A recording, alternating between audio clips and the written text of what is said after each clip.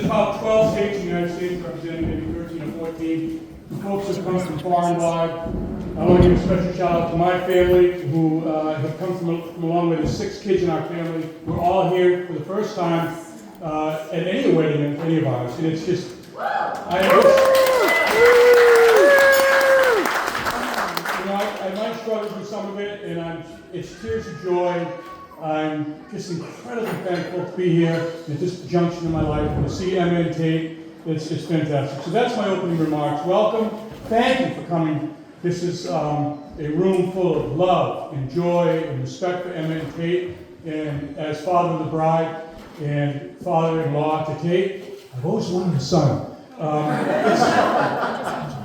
think my speech is probably going to go over 10 minutes. I have to say, I wanted to open up with this line. I am so pleased with myself. I am Emma Hamm's father.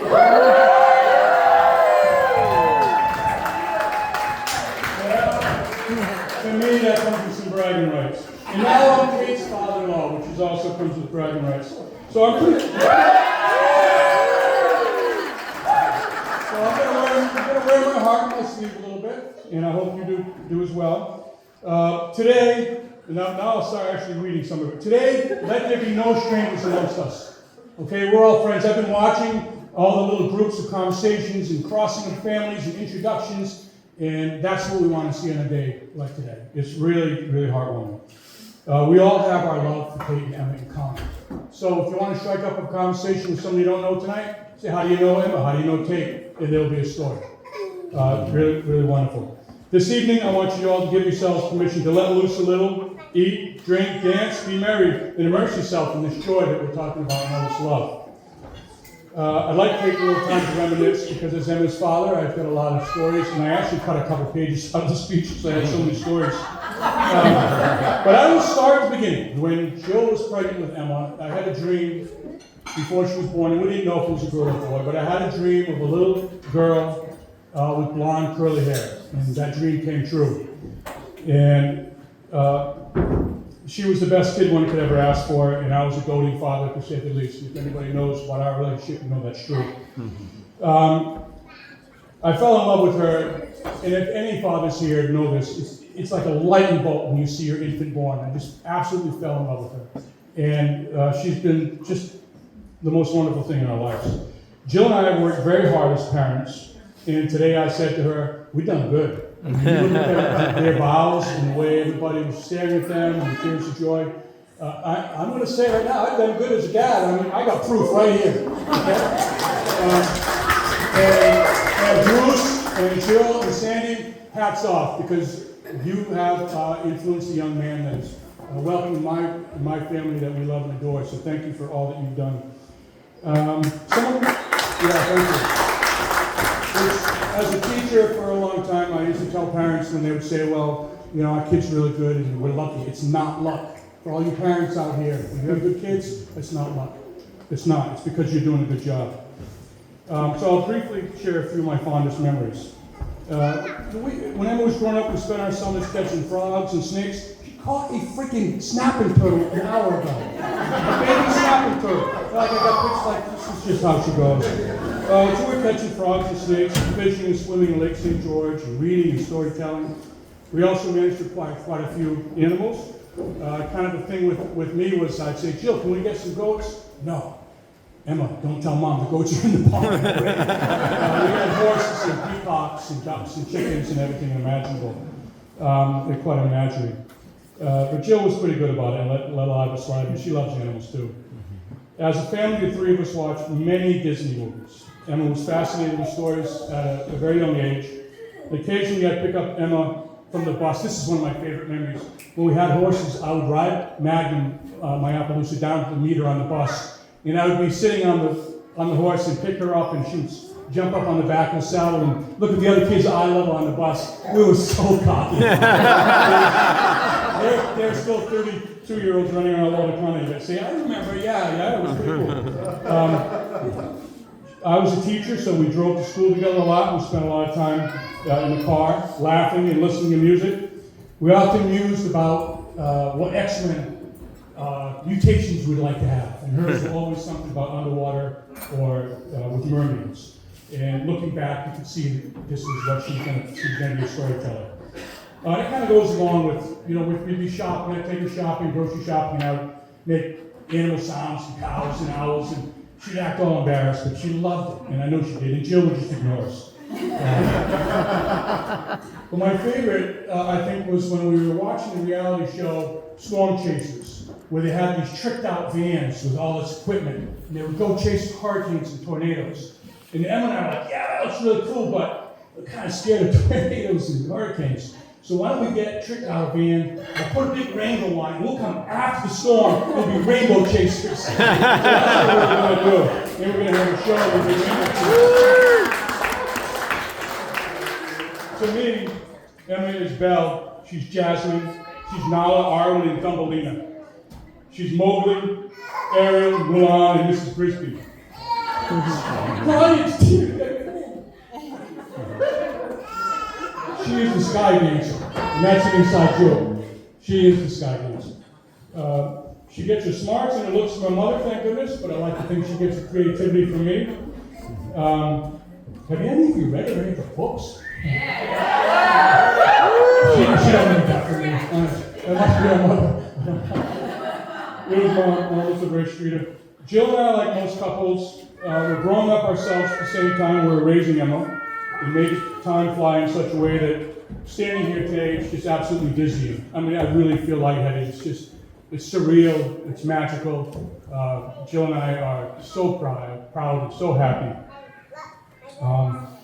And being a city boy myself, I had a dream of getting some land, and getting some animals, and raising a family, and standing here and marrying her off. And my dreams have come true again and again. Emma was a real catalyst for making all that happen. She was kind of unknowingly the glue that kept us really tight. And it's just the three of us, a tight-knit family, growing and traveling and learning together.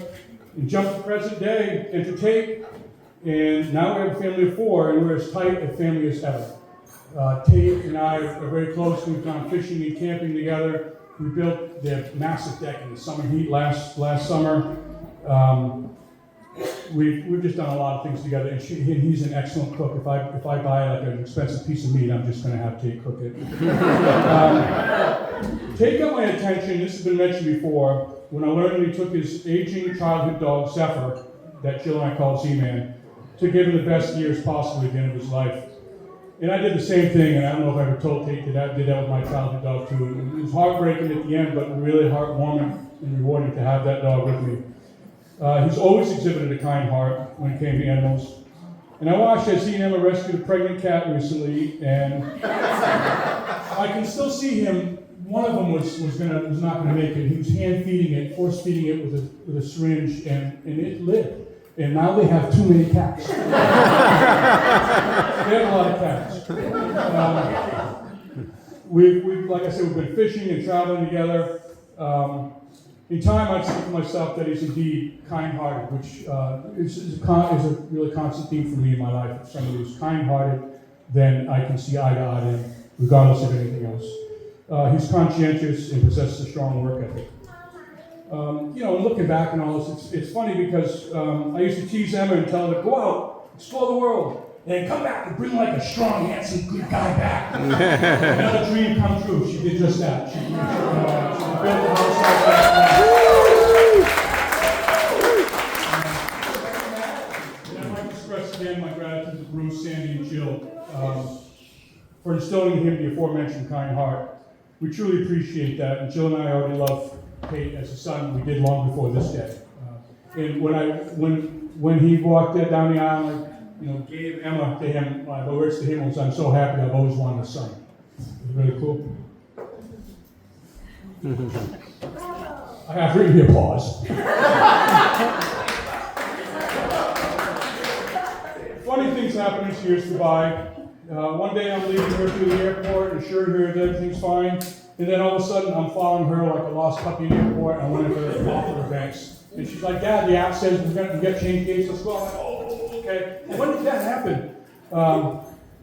And for the longest time when Emma was growing up, she would hear you're Mr. Hamm's daughter.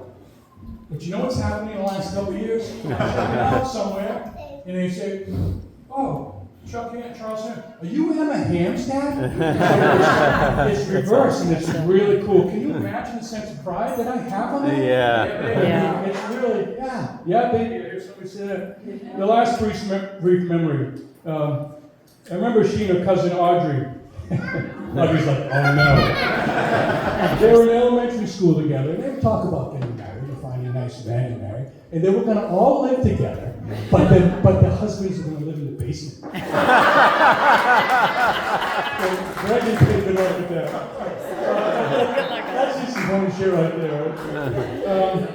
Tate, you're a good man, and I am proud to call you my son-in-law, and proud to be your father-in-law.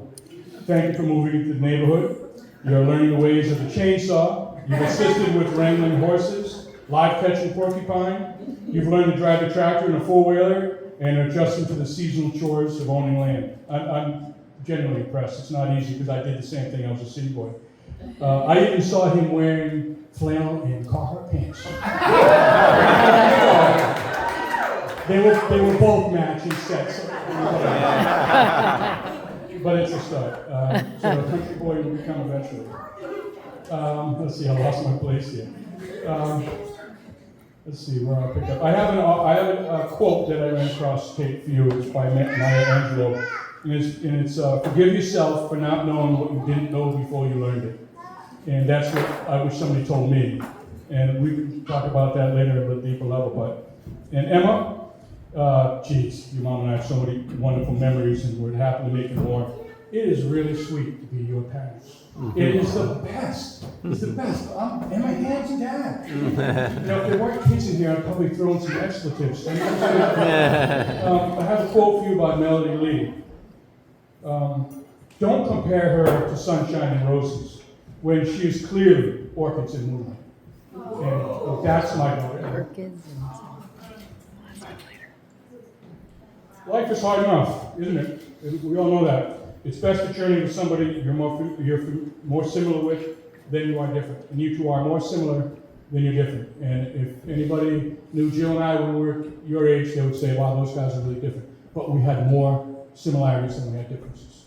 In 35 years of marriage, hallelujah, it's been great. And we're still going strong. Remember this day. Like, bottle up some of this emotion today, like these next couple hours. Bottle it up, store it, make sure you have it. It's a core memory, because marriage, you'll need it someday. You'll need to pull this memory out and go, okay, we're still in love, and it's all working good. Because there are hard times. Marriage is a long, tricky road. I've watched you both work so hard to get where you are. And Jill and I personally know the challenges of building a house and working on a partnership at the same time.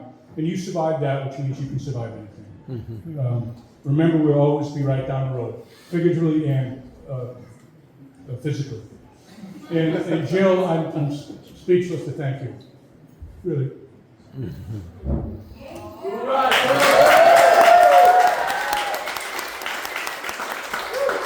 didn't know this, and I didn't write it down, but I didn't know until recently that when Emma first dated Tate, she knew that he was the one. And I knew my first date with Jill. I was living with my brother Art at the time, and he said, how was that date gone with that gal you met on the beach, literally walking our dogs on the beach? I'm not freaking kidding. And I was like, this is scary, because this is the one I'm going to marry. And I did, 35 years ago. So, Emma and Tate, you've made my biggest dream in reality come. I feel like I'm done. Like, my mortgage is paid off, I'm retired, Jill's going to retire in December, my daughter's married to a great guy. Hell, I'm done. It's great. All my dreams have come true.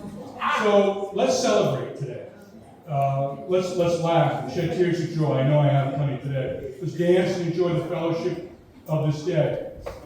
And I do have a toast. And it's only a 3-word toast. Emma knows what this toast is going to be. But I have to preface it with saying Emma has given me a lot of gifts over the years, expensive gifts, usually Lord of the Rings kind of stuff. Let me show you something.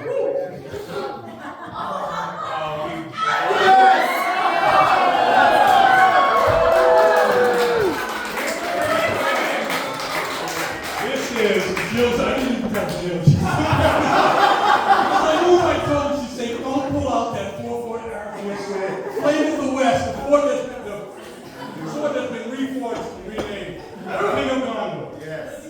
have my Flowering King of Gondor's coupling song that she gave me years ago. So I will say 3 words as my toast, and after I say them, I want everybody to say them again. Okay? And it's a famous line from Gandalf when he fell on the bridge. And it is, "Fly, you fools!"